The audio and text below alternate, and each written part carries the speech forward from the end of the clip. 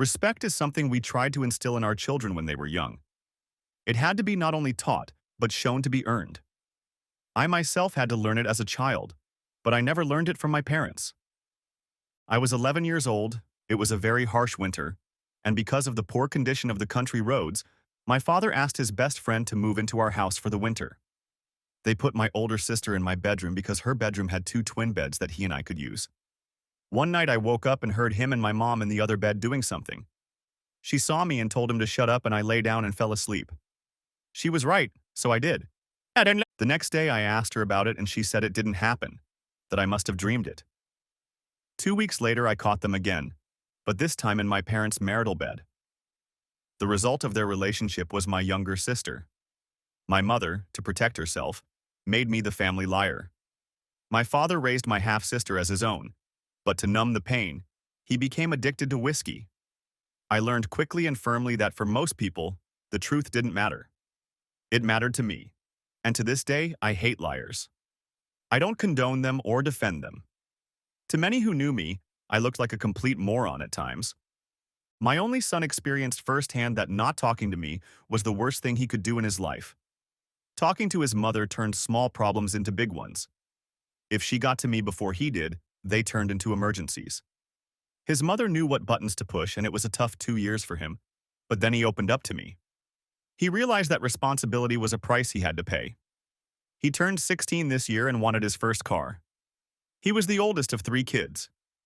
My youngest brought home a bad winter cold, which she lovingly passed on to me, so I was awake, tormented by coughing fits, switching TV channels looking for something worthwhile when I discovered a new version of the cameras used by police officers.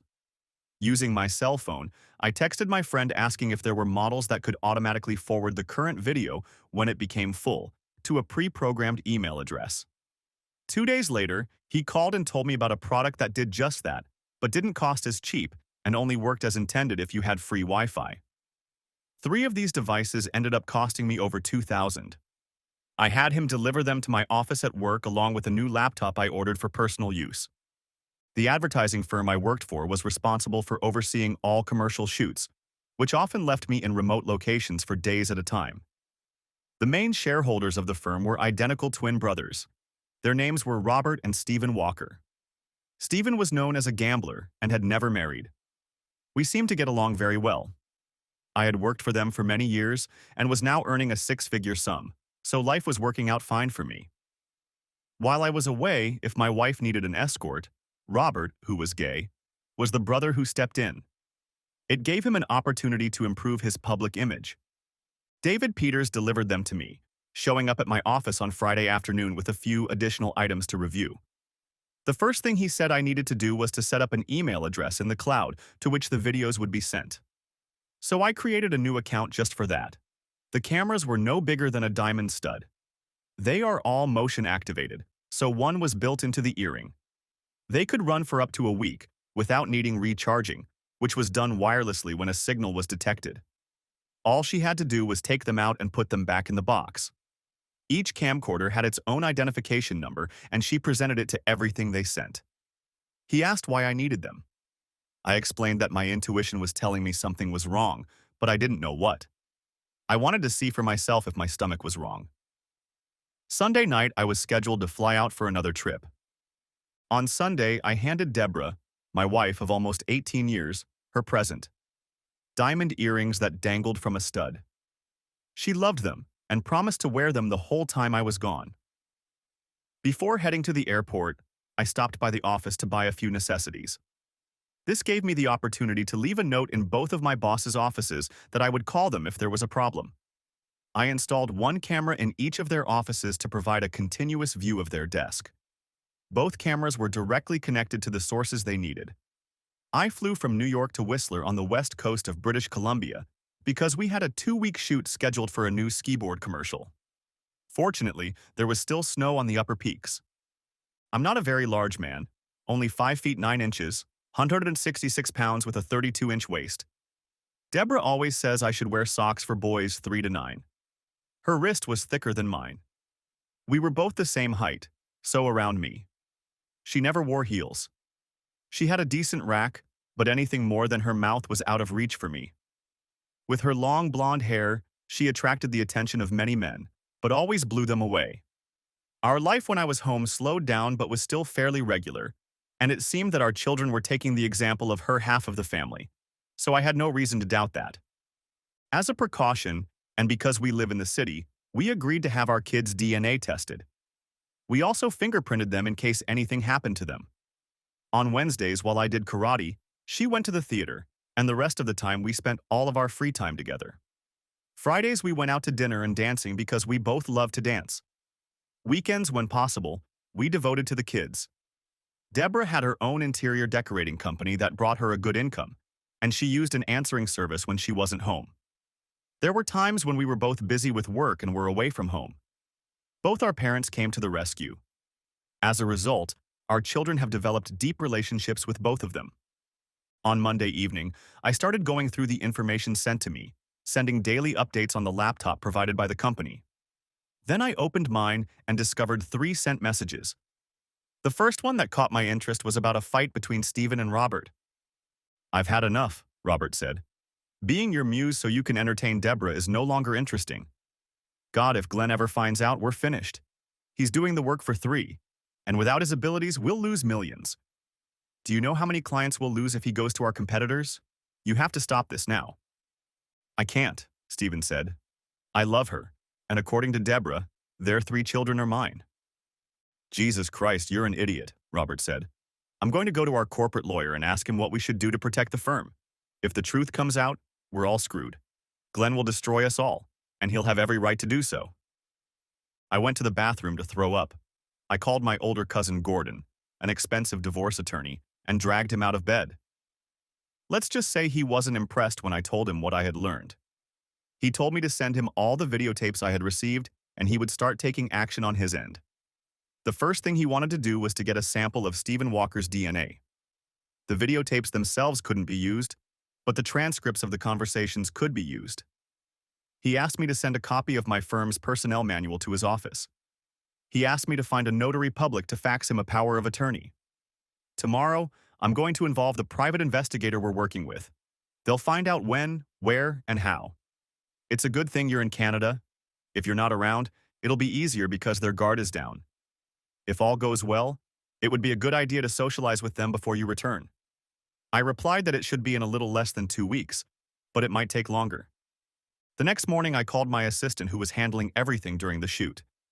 I asked her to forward the instructions to my cousin's QT office. Nora said she would do so and commented, "I guess you finally found out." After answering yes, she said she would keep quiet for now, but was willing to testify on my behalf if necessary. So management had known all along. I then went into the family doctor's office to explain that I needed to send copies of my children's DNA to the lawyers as I was drafting a new will. I charged the fee to my credit card. One of the Canadians working with us was able to get the support of a notary. The rest of the week I just sent videos because I knew my cousin would explain everything. I spent the rest of the week fighting with myself not to go to the gym and get drunk. I now understood my father's pain. On Friday afternoon, after making arrangements for what I could do over the weekend, I flew to Vancouver by helicopter and then drove all night to New York. After renting a car, I parked it on the next street over from my house. I was surprised to see relatives picking up our 3 children. Half an hour later, Deborah came out, wearing a new dress with high heels that skimmed her body like a silhouette. As soon as she left, I turned off my alarm clock and went to my office to pull out what I called the 16 diaries. They included the dates of each trip, what happened, and where I was. Those journals had saved my ass more than once from a legal standpoint.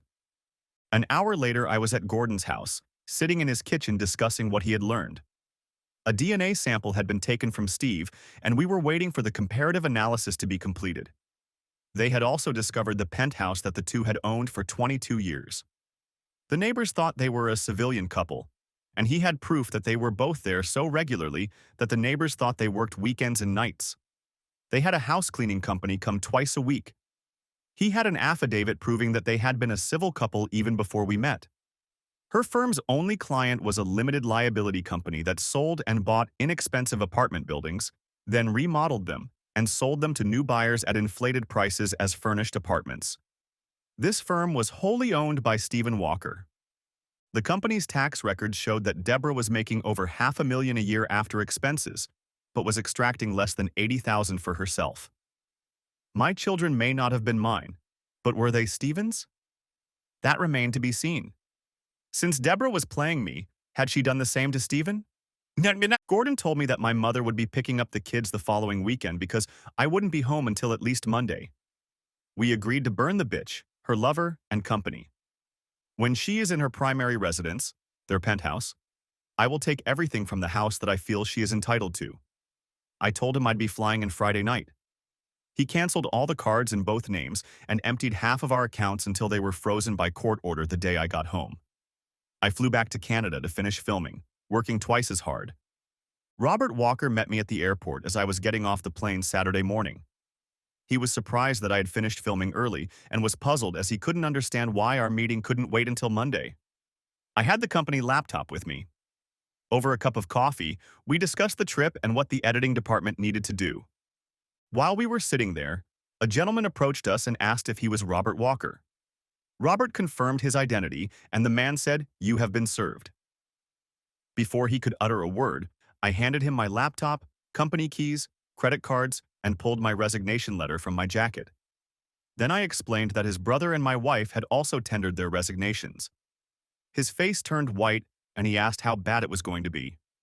I replied that I was going to ram it down their throats. I have DNA that confirms Stephen is the biological father of all Deborah's children and mine. The lovers are being serviced in their penthouse right now. Remind them that they are required by court order to stay 500 feet away from my mother, the children, and me. I felt like poor Robert was about to lose his last serving.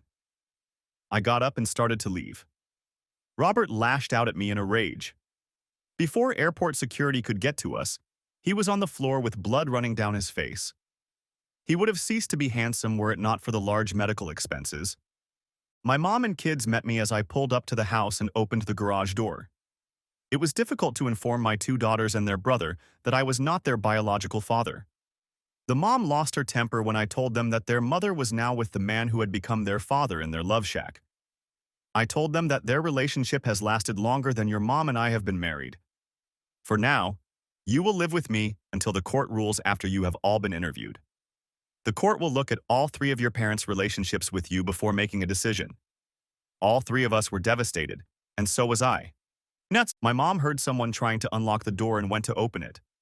I said no, that the outside alarm was still on.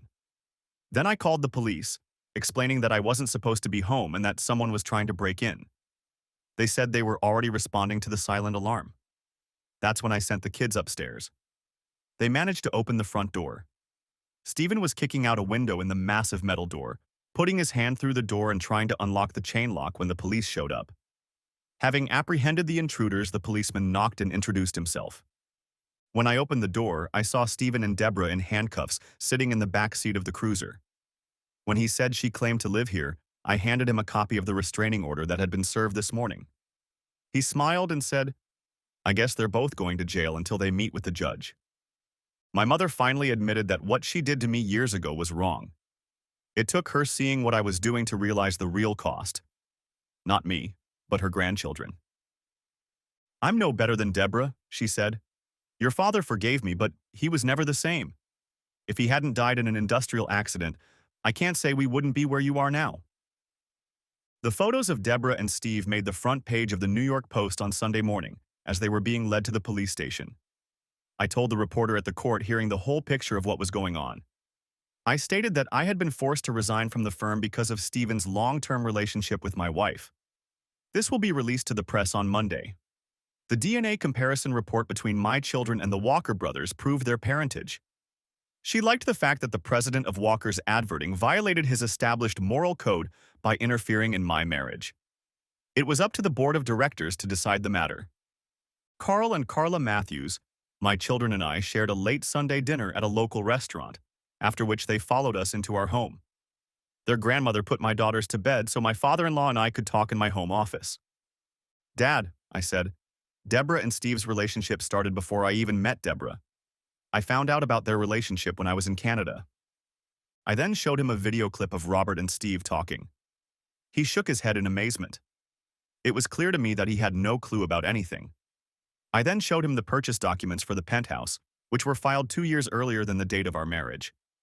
The condominium was still registered under her maiden name. "Holy shit!" Carl exclaimed. "The day you got married, you were already an asshole." When I saw that clip, I hired a lawyer and a private investigator. Both said it was easy to find the facts on them because they thought they had protected themselves so well that the truth was impossible to find. I said softly, "I will not let what is going on in my life affect my mom and your relationship with your children." I handed him my copies of court documents and reference materials. While he read them, I went and poured us both a large shot of Irish whiskey on the rocks. What hurt him the most was reading the conversation in which Deborah frankly admitted to a mutual friend how her parents, sibling, and I had been so easily duped. It was a joint decision between Stephen and her that I would be the one to raise his children. From the first time I met Glenn, I knew he would do anything for me. He was so in love with me that he was willing to believe anything. His love made him so blind that he couldn't see what was right in front of him. Stephen, seeing Glenn's natural ability to notice the smallest details, made him his go-to wand on set. According to Steve, with Glenn's arrival, the cost of reshoots dropped by 80%. As a result, the company's reputation and profits skyrocketed. Glenn thought our home life was good. He never thought anything was wrong, and besides, he's a great father. When Terry, my youngest, graduates from high school, I will file for divorce and take him out. To do that, I'll use the escort services Stephen's firm provides. The bastard won't even know it's over. It will be very easy to get as much out of him as possible, she said with a laugh. I came back and saw my father-in-law crying. "Where did you get all this from?" Carl asked seriously. I opened my laptop in front of him, went into my email, and opened the latest email from Deborah's phone. I opened the video file and turned on its playback. "Steve, this is frustrating as hell. I don't know how Glenn found out about this," Deborah said. "He claims you're the children's father, but he hasn't shown us proof, so it's still the ramblings of his lawyer trying to build a case. What we're dealing with is just smoke and mirrors." "True," Steve replied. "But Glenn resigned and served Robert on Saturday. Will he be serving the corporation tomorrow? If so, that's when things will become clearer. We're lucky the judge got off with a warning. Now I have to figure out what to tell the board of directors. I need to move my office, clothes, and personal belongings out of the house, so I'll be looking for a divorce attorney tomorrow. I also need to decide what I'm going to tell my parents. Whatever I say, I have to make it seem like it's Glenn who's cheating, not me, and that you're just a friend helping me out." "Do you think they'll buy that?" Steve asked. "After all, we both know your kids are mine. They have no reason to doubt me because they've never caught me doing anything, so their faith and trust in me is assured," she replied. "If I have doubts, I start crying. My tears have always brought them to their senses. After all, I've always been a daddy's girl." "What about our 3 children? Do you want them to take my last name after we get married?" Stephen asked. Upon hearing this, I turned off the video because I almost cried. Deborah's diamond earrings have a built-in camera that charges wirelessly and transmits data over Wi-Fi when full. As long as they're charged and there's a signal, the information will be transmitted as long as she wears them, I said. Carla slipped inside and joined us. I offered her a glass of wine, and when she accepted, I left them alone to discuss the situation. I returned just in time to see that Carl had retold her the conversation we had overheard. Carla's face spoke for itself. Through tears, Mom said, "So what the divorce papers say is true. She cheated, but for how long?" "Longer than their marriage," Dad said. "Our grandchildren were created by our daughter and Stephen. I've seen copies of the DNA report. My daughter Deborah is no longer in my eyes. She has turned her back on everything our family has ever stood for. I can't accept this because so much time has passed and she has lied so much. We both see that she regrets nothing, even being exposed. Makes me wonder how many times we've taken the kids away so she could be free to have fun with her real lover." "But they're our grandchildren," Carla cried. "I don't want to lose them." "Mom, if I get custody of them, you'll always have unlimited access to them. I told Daddy that before we even started talking," I said to allay her fears. "But I suggest you both apply to the court for unlimited access to your grandchildren no matter who gets custody. You'll have to sue all 3, but I think it's the wisest thing you can do. That way, you can tell Deborah that until this is over, You refuse to take sides. Don't let your emotions make you close doors that can't be opened later. Carl looked at me and nodded in agreement. Honey, our son-in-law Glenn will always be family to me. I think his wisdom on this matter is correct. He is in as much pain as we are, and yet he puts our needs first, Carl said. As far as we know, it seems that she and her lover don't care about their children at all. Our daughter has been lying to us her entire adult life. Where did we go wrong? I want to ask you, when Deborah confessed her love for Glenn to us, was she telling the truth? Mom asked. Monday was a busy day for me. I drove my 3 children to school and then spent time in the office explaining the situation. If my wife tried to contact the kids at school, the police would find out. My soon-to-be ex found herself an expensive divorce attorney, and my former employer's firm was sued. On Wednesday, my father-in-law sued Deborah and me. He told me that his daughter was furious and demanded that he withdraw his lawsuit. He told her that she and her mother didn't know what to believe, but felt that their relationship with their grandchildren should be protected. He asked her why she had been denied access to the children. She refused to answer. Then he informed her that I had suggested that he make that decision after our family dinner on Sunday night. Now we know why you were not invited. He made us promise that we would sue all of you because he didn't want our relationship with our grandchildren to suffer because of their parents' behavior. He's the one who gave us the address of your penthouse. That's how we knew where to sue you. According to city records, you are co-owners with Glenn's boss, which gives his claims more credibility. Deborah lost her temper and hung up.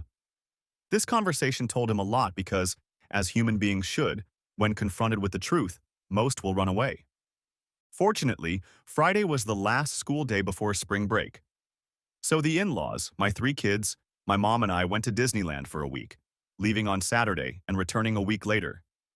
The trip had been planned weeks ago, but there was no way I could get a discount on Deborah's ticket.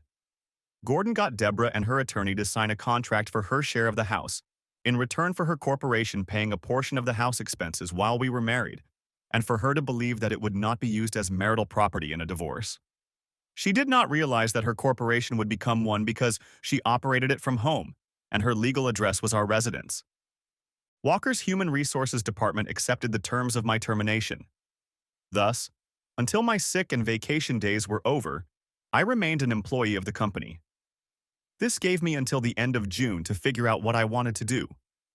When I returned from my former assistant, Nora, I learned that the board of directors had given me a chance to cool off before trying to work with me. They realized how valuable an employee I was to the firm, and were getting messages from clients about whether or not I would return. Although the Walker brothers owned significant stakes in the corporation, they could both be removed from their positions at will. In addition, the board of directors could force them to sell all of their stock. So the brothers hired an outside firm to analyze their options and deal with the consequences. Gordon allowed Deborah access to the garage where we had moved all of her personal belongings after duplicating all of the corporation's business records, including all bank records, during our absence. He had a team of forensic accountants analyze all of our children's parenting expenses to date, starting with the date of conception of the oldest.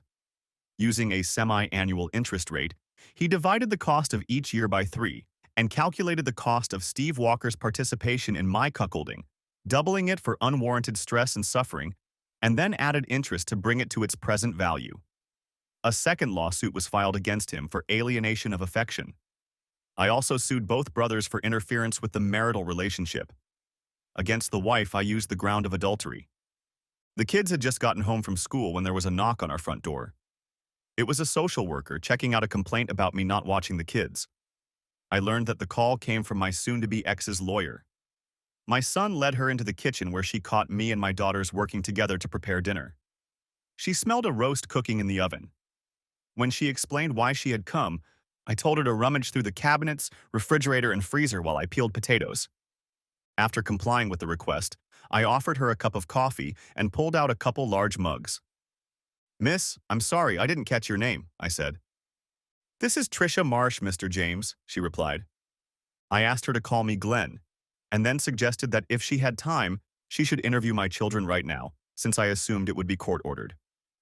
"Since dinner will be ready in an hour, we'd love for you to join us if you can," she agreed.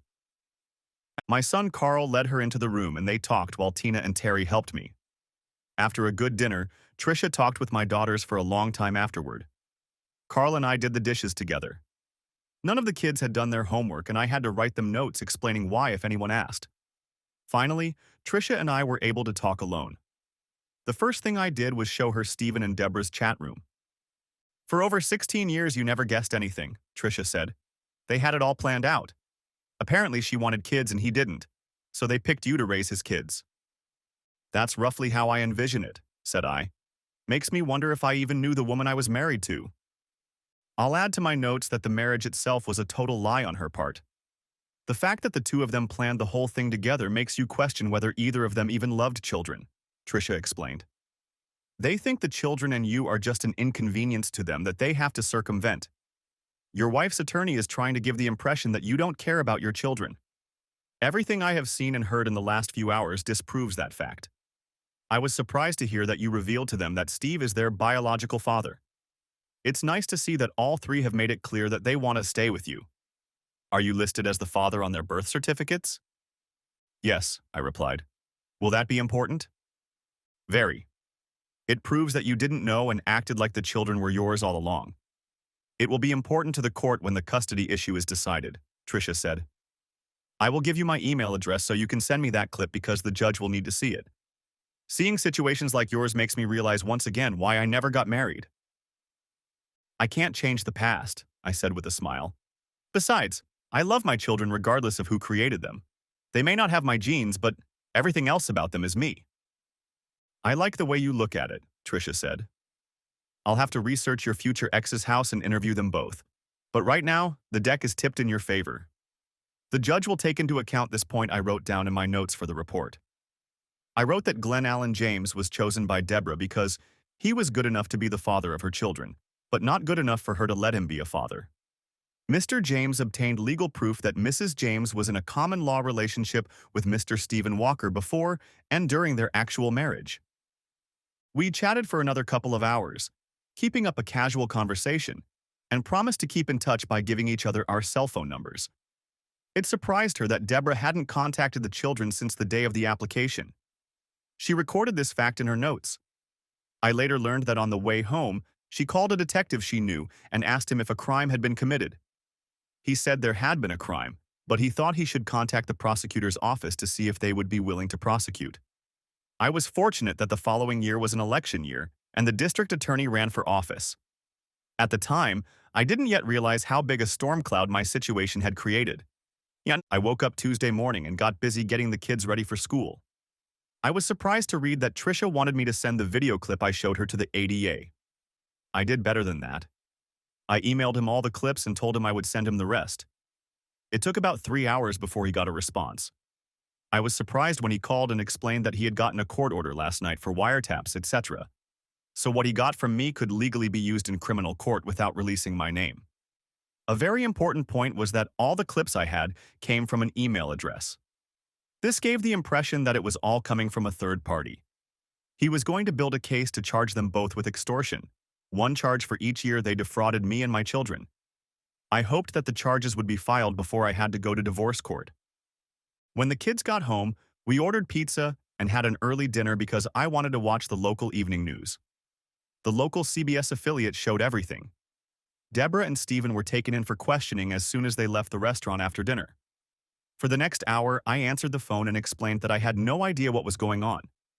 The rest of the week went smoothly, so it seemed to me. I found out later that I was wrong. On Wednesday, I was seen entering the office building of a competitor of a former employer. No one knew I was meeting a friend for lunch. The next day, there was a mention in the gossip pages of the morning paper that I was negotiating with upper management to accept a position. I called the author of the article and told her that if she looked at the files again, she might have missed the name of the twin my wife was with when she was at the theater. Don't forget the words date night when you look at them. She asked how my date went. I replied that my attorney had recommended that I refrain from commenting at this time. Things got more interesting from there.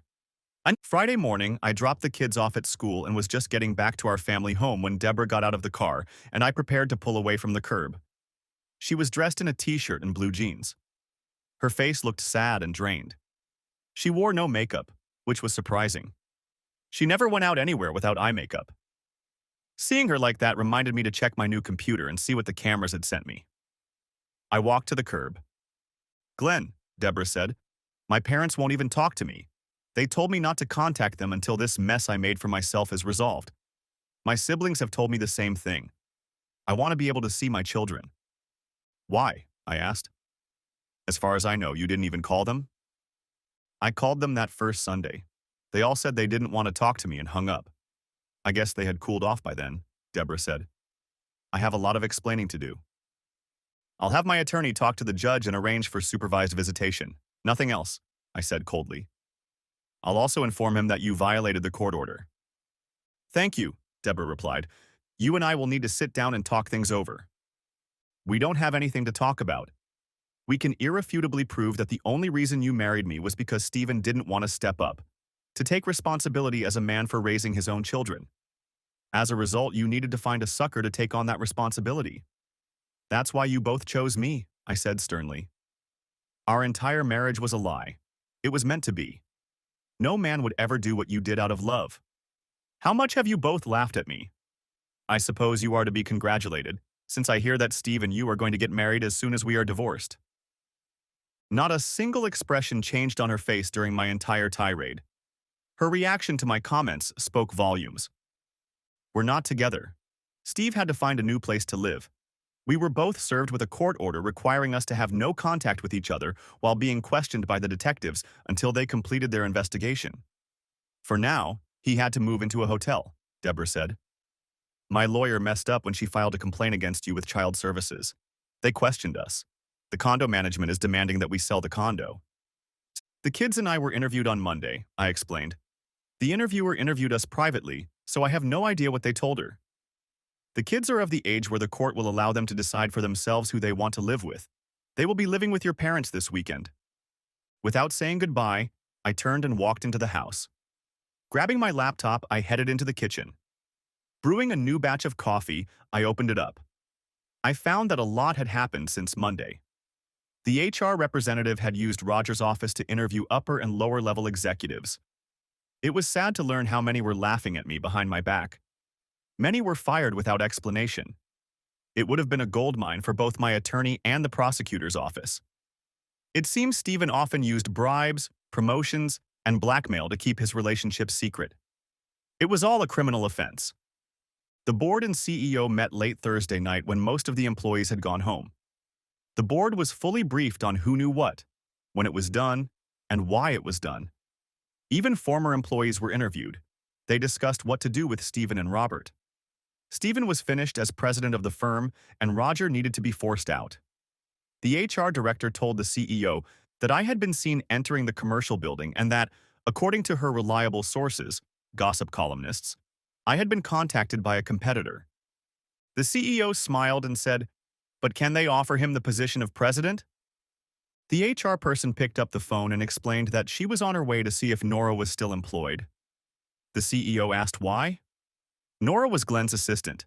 She knows him better than anyone else. Therefore, she can understand what he's thinking. Glenn? And then it hit me. Under state law, a civil relationship lasting more than a year was equivalent to marriage. I picked up the phone and called the DA's office. I explained my idea, and he liked it. Legally, Deborah could be charged with bigamy as soon as they could prove their relationship. I gave them Gordon's office number and asked them to fax copies of everything we had. 2 hours later, Gordon called. "Damn it, Glenn. I didn't see this and I should have. This is great. Your divorce is a huge deal and Deborah will be indicted within hours."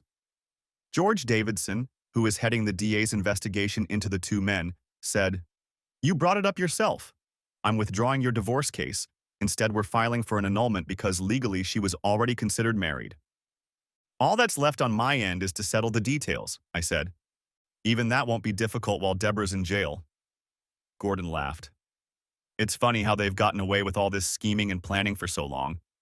Their own behavior incapacitates them and makes our other suits that much stronger.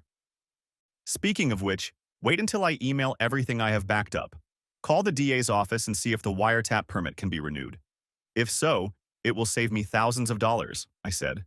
"Make it clear that the next letter from me will contain evidence of criminal offenses." "Maybe not. But I'm asking that she be ordered to pay your legal bill, Gordon replied. Glenn, are you serious? I've obtained copies of confessions from employees and former employees about what Steve did to keep his common-law marriage secret. I'll send them to you, I said. I went back to my laptop and opened a clip of a conversation between the CEO, the CFO, and the head of HR. They all agreed that my case was futile. They could try to defend against it, but the publicity and interest in it would destroy their credibility. They agreed that they should try to settle the case for as little money as possible. Within 5 minutes, the prosecutor and my attorney forwarded them all the emails I had received. My cell phone rang. It was Nora. Hi, stranger. Long time no see. How are you? I said. Glenn, everything is a mess. There isn't a department that hasn't been affected. In HR, everyone is being interviewed one-on-one. They brought in a notary to witness and verify. We lost some good people. Some got fired, others left, Nora said. Steve and Robert were called in. After meeting with the CEO, security let Steven clear his desk and then escorted him out. Robert was told he was being stripped of all his duties until his future was decided. Your job is secure? I asked. I indicated in my resignation letter that you were the most qualified to take my position. That's what I was told. Right now, I'm acting duties. No final decision will be made until the board of directors finds a new president. The only thing they've told me is that the person they're interested in has a situation that needs to be resolved. My intuition tells me it's you. After all, Stephen and Robert have never done anything without consulting you. Well, they learned with great difficulty and expense that half the time they were heard but not listened to. I optimized the situation by focusing on the essentials, ignoring all the various bells and whistles that our clients often thought were important. When presented with the final product, they were happy with our results, I said. My phone has been busy since I left, but I haven't decided on anything yet. Thanks, Glenn. You told me what I needed to know without saying anything specific. So you're still okay with coming back? Nora asked. Depends, I laughed. You can send the Gossip Girl's email address if you have one from your personal account. No problem, but I'll send it to you from my cell phone, Nora replied. Using an email account, no one knew that I had sent Gossip Girl all the videos that didn't pertain to my divorce case. Every little thing she could get out of them would be publicized in print. Without naming names, she wrote in such a way that there was no doubt who she was addressing. The writer was a master of her craft. My son came running in from the living room as I was getting ready for dinner. Dad, Mom, it's the early news. I walked in and scrolled back down the page to see what was going on. She was being led away in handcuffs. On the next newscast, the spokesman informed everyone that legally she was being charged with being married to 2 men at the same time. Said, could she go to jail on that charge if she's found guilty? Carl asked. Yes, it's considered a felony in this state. What sentence she gets is up to the judge, I replied. My father used to tell me, if you can't do the time, don't commit the crime. That stopped me from doing a lot of stupid things when I was your age. How long will they keep her? My son asked. Until she appears before a judge and can post bail, I answered. Depending on which ward she's in, she may already be released. Carl and Carla stopped by to pick up the kids. The boys would be going to the monster truck competition on Saturday morning. The girls had 2 soccer games coming up, and I needed to get out of the house. I can't believe it, Carl said. Deborah's been arrested on bigamy charges. She could get up to 10 years depending on the judge. I know, Dad, and it's going to get worse before it gets better, I replied. It looks like her lover used bribes, threats, and blackmail to cover up their relationship. The DA's office has obtained videotapes from those who victimized Steve. I felt sorry for Carl because his daughter must be tearing his heart out. Suddenly, I was alone. I shouldn't have been because I was depressed mentally and emotionally. I thought this is what is called hitting rock bottom. I sat on the stairs and just cried, and my body wouldn't let me stop. Some people say depression is a form of healing or coping. If it is healing, what is hell? The human body with its emotions is a fragile thing. No matter what we plan, we can't control when or how they will come out. 3 hours later, I was sitting in a local park tossing unsalted peanuts to the squirrels, not knowing what to do. Many people don't realize how lonely divorce can be. Those you thought were friends pull away to protect yourself.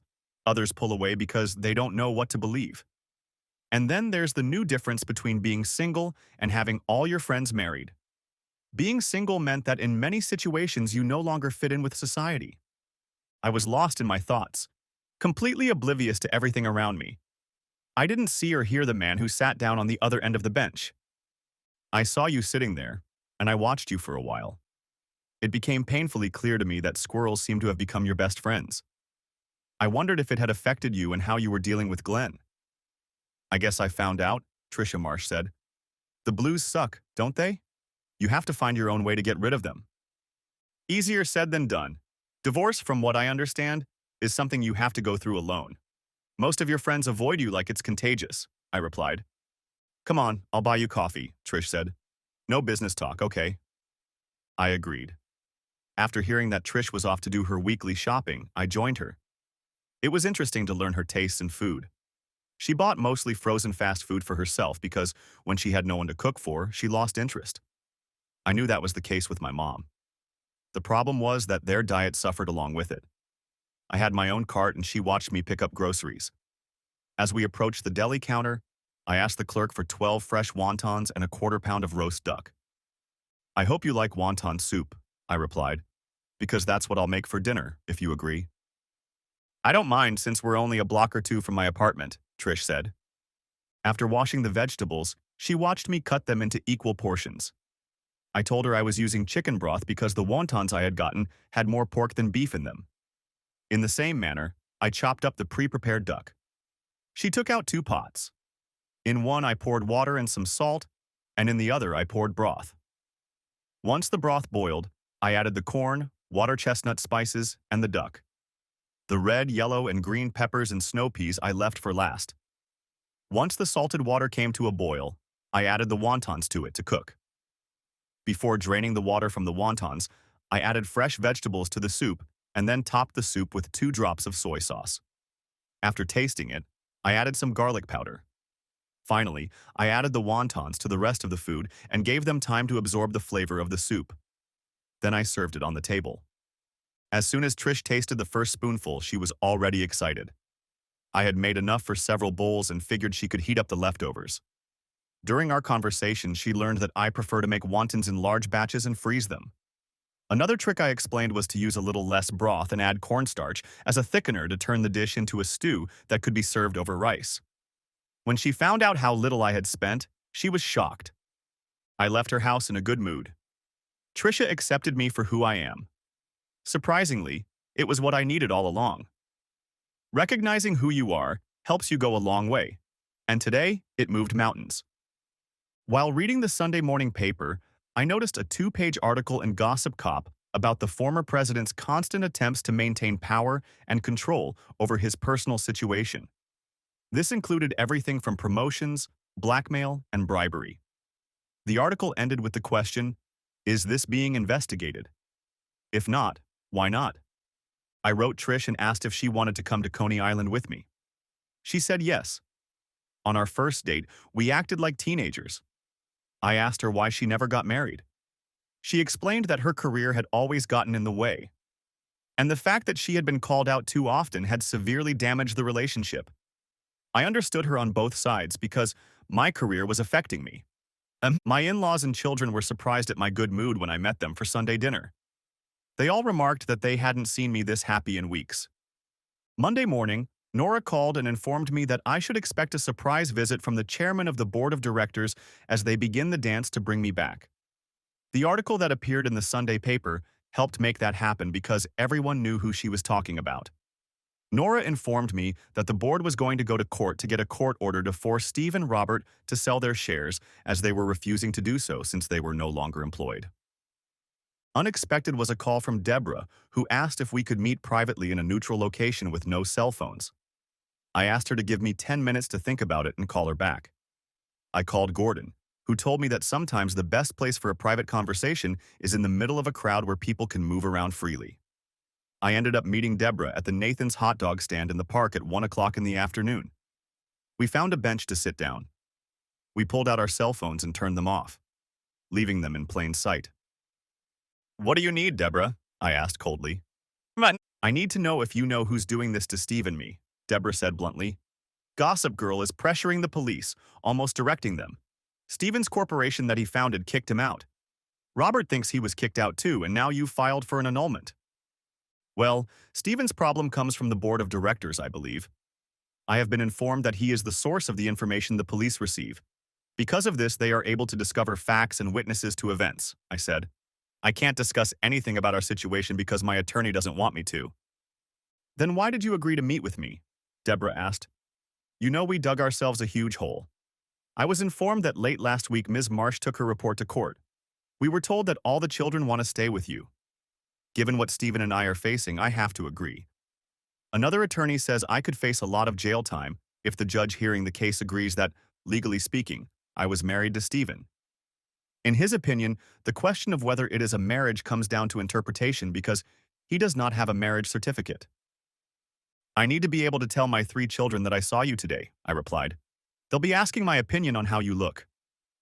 And how are their emotions? Deborah asked with genuine concern.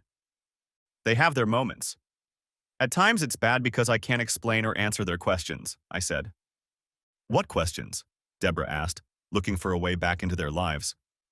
What did they do to deserve this punishment? I replied. Even I've asked myself that question a few times myself. You should write a book about being married to 2 men for almost 20 years. With that kind of interest, it will become a bestseller. With those words, I got up and left. Deborah was Deborah, always thinking of herself first. She was like an old dog that would never change. Worse, I couldn't feel sorry for her because I realized that any emotion I had left was dead. When I got home, I checked my email and was surprised to find my video there. Deborah's voice and my chat sounded loud and clear. I forwarded it to the gossip columnist with a huge smile on my face. On Tuesday, the gossip column printed in bold print that bigamist Deborah James was going to write a book called Tell All about her 18 years as the wife of 2 men. This news made Carl and Carla Matthews even angrier because it appeared that their daughter was proud of what she had done. Gordon called me Wednesday night with good news. The day in divorce court had gone well. The judge agreed that in terms of state law, she was already married when we got married. Since we were not legally married, the judgment of annulment was granted. This gave him some leeway in dividing all assets. Although Deborah's attorney stubbornly resisted, the judge ruled that since she worked from home, Deborah's corporation should be considered marital property. He entered judgment dividing the assets in my favor at a ratio of 65 to 35. Each had to pay his own attorney fees. Deborah's attorney tried to convince him of a more equitable division. He replied that since her first husband was not listed as a party to this divorce and was involved in the scam, I would award Glenn James his share. I had to agree that we had dealt her a severe blow. I was granted temporary sole custody of the children until her criminal issues were resolved, but I had to allow her unrestricted access to the children. Stephen Walker was arrested Friday, and suddenly many people he had mistreated over the years found themselves in a legal situation requiring them to cooperate with the district attorney's office. Deborah's life was going downhill. Until a couple months ago, she had 2 lovers who kept her warm at night. Now she had none. I was landscaping the area around the house when the chairman of the board showed up. We need to have a serious face-to-face talk about this mess, Glenn. I hope you've had plenty of time, Bill Burrows said. I stood up and extended my hand to Bill and he took it. It wasn't about the firm, I said. It was about the people who work in it. A huge smile appeared on his face. Thanks, that's just what I needed to hear. Let's see if we can work this out. We walked to my kitchen and started discussing my situation. I learned a few things and so did Bill. What struck me most was his honesty. He wasn't hiding anything.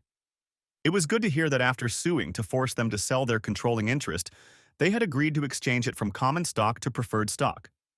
This move effectively took away their voting rights in the company. I told him that was one of my concerns.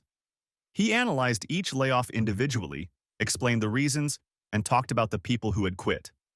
I told him there were a few people I would like to try to rehire if I came back, because in a way they were in the same situation as me. You can't blame people for something they didn't know. I was caught off guard by the amount he offered on behalf of the firm to settle the lawsuit. I called Gordon, who talked to Bill. I told Gordon to go along with it. He then pulled out the contract for the firm's president and held it out to me.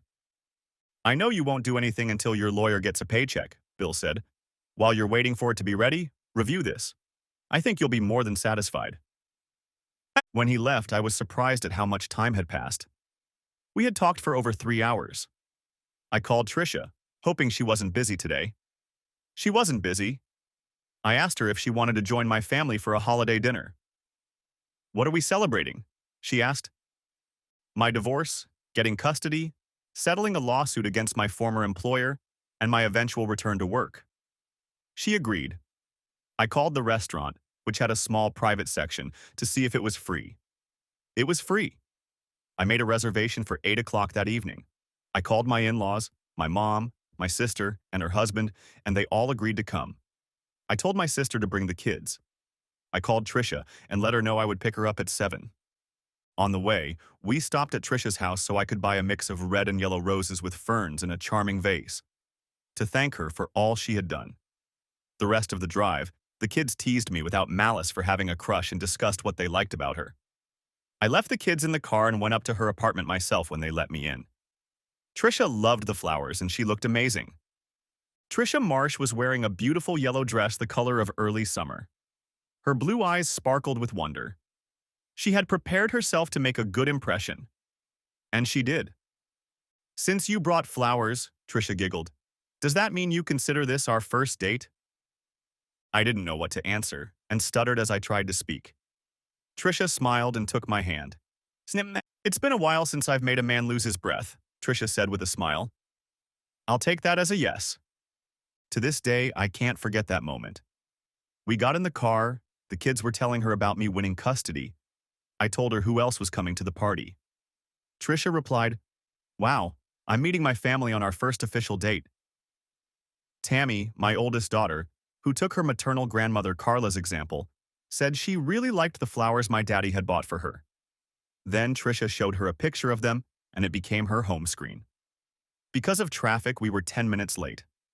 I had pre-ordered 2 bottles of one of their best sellers, a medium-strength champagne. Before I could begin introductions, Terry, my youngest daughter, told me that this was Trisha Marsh, our father's girlfriend.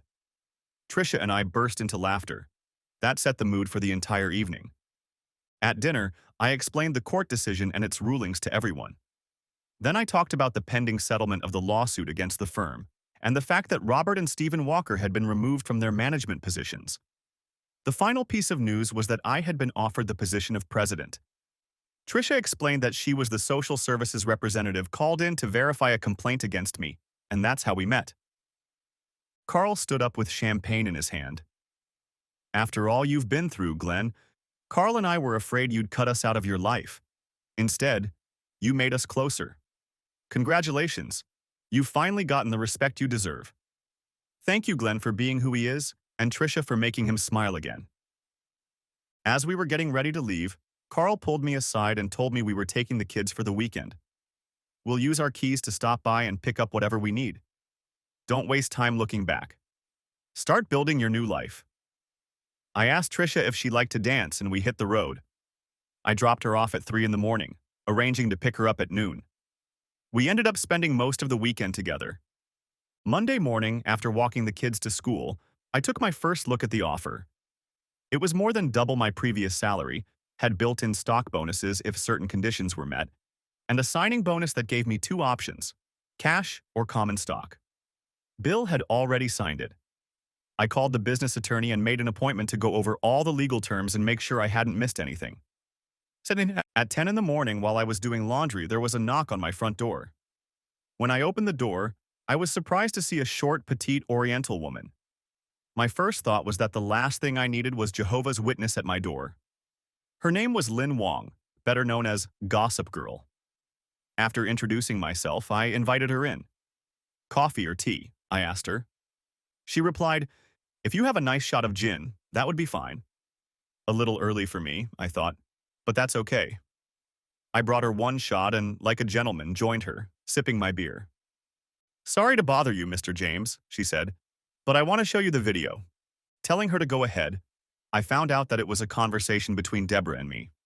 She then showed a conversation in which my wife claimed that she never intended to write a book. She wanted a retraction so she could appeal the divorce case. Mr. James, I need your point of view before I make a decision on what to do, Lin Wang explained. I asked her to turn on the recording equipment and let me know when I could start. She said, Mrs. Wang, first of all, you have permission to print my name. What you showed me is only part of our conversation that day. We discussed other things like our children and our divorce. In our 18 years of marriage, we all realized that everything she told me was nothing more than lies. As a result of everything that has happened, I can't claim that everything she says is true, I explained. Since everything she told me that I believed was a lie, I want to ask you, did she lie to you too? I can't say that she didn't lie, and that's what makes me sad in the first place. Since I'm not worth being honest, I don't think she's worth lying to. I hope this helps clear things up for you. She replied that yes, it would help, and turned off the device. I think I'll use my column to do a little survey. I'll write her conversation with me word for word. Underneath will be our conversation we just finished. I'll ask readers who they believe. I look forward to reading it, I replied quite sincerely. My father always believed that if you gave a man enough rope, sooner or later he would hang himself. Deborah was proving him right. To her, it was all about the money she was losing. I knew it. I think Mrs. Wang saw it too. My ex called and said she'd like to take our kids out to dinner. I said that they would all be home just after 4 p.m. and that she should come over then. She showed up shortly after that. The door was opened by my oldest daughter. I heard her yell out, "Our ex-mom is here." But all I heard was the sound of running feet. I stayed where I was, in the kitchen. I didn't want to be accused of interfering with my ex's relationship with our children. A few minutes later, I heard the front door close. Shortly afterward, my children walked in. "We told her it's too soon, Daddy," Tammy said, "because it is. We can't accept what she's done to all of us. That's what we told her." I said that if I did anything against a friend, Terry said, I'd probably lose his friendship for life, and you want us to go on with our lives like nothing happened. "I just told her to go to hell," Carl said. "She asked who gave you the right to say that. I told her my grandfather." To change the subject, I asked who wanted McD's for dinner. Everyone agreed. After the kids did their homework, I called Trisha and explained what had happened. She said I shouldn't have been surprised. Even if you hid it well, they could see how hurt you were. It seems Stevens's legal troubles had gotten to him. He told his legal team to settle the case as cheaply as possible. Robert resigned and decided to sue me for the damage I had done to his face. That Friday, after my attorney made some changes, I signed the contract and called Bill. We agreed to make an announcement the following Friday. I reported it to the Gossip Girl. My mother decided to take the kids for the weekend. Trisha was busy with another case. I spent my free time tracking down a few quitters. Two, whom I considered key to my reorganization plans, agreed to return as soon as I showed them my new contract stipulating that the head of human resources must resign or be removed. I learned that they had approached her to warn her about what Stephen was doing, but they were ignored. It was very amusing to read Mrs. Wang's comments. After she recounted Deborah and I's conversations word for word, she asked readers for their thoughts. Then she wrote, "Having met these two," she said, "I had to wonder what Deborah even found in Glenn. He gives the impression of a kind, loving, and considerate man. The kind of man any woman would want to have. Deborah is a hunter, always seeking thrills and power from those with whom she can never find the happiness she craves. She will be what you want her to be because she doesn't know herself or feel comfortable in her own skin. She puts a mask on everyone she meets, and it's not makeup on her face. Deborah James used Stephen Walker as much as he used her. That is what helped them keep their relationship alive." When I read this book, I thought it hit the spot. On Monday, I contacted a service that was looking for a housekeeper to work Monday through Friday. With my new salary level, I could afford it. I called the chairman of the board of directors and let him know what I had learned. When he found out they were telling the truth, she was let go. That night, while talking to Trisha, I asked her if she knew anyone who was burned out working in their field. She asked me why. I explained that I was looking for a hiring manager who had been laid off from his firm. She said she knew 2 people who were perfect for that field of work. I asked her to have them both contact me. On the morning of the last Friday in May, in front of the media, the chairman of the board of directors introduced me as the new president. I told the media that we, as a company, had gone through a staffing crisis and were moving to the next level with a new team. I introduced the two new vice presidents, explaining that both of them resigned due to the behavior of the previous management team. I stated that from now on, we want all of our employees to have integrity and honesty. I introduced the new head of human resources, emphasizing that we were the first organization to hire a former social worker for this position, because we wanted to develop moral and mental standards much higher than before. I asked Nora Richards, my former assistant, to stand up. We are very pleased to announce that Nora Richards has been appointed to the newly created position of Vice President to handle all aspects of commercial production on our production team, I said. Nora was greeted with applause. Thus, it was clear that dedication and hard work meant something. Deborah fought the bigamy charge, lost, and is serving a sentence of 2 years minus 1 day. Stephen settled all lawsuits and is serving a 10-year sentence. Robert is appealing his defeat for the 3rd time. Trisha Marsh and I continue to date, and the kids are pushing us to set a wedding date. Thanks for watching. I hope you enjoyed. Subscribe to my channel and watch for the next video.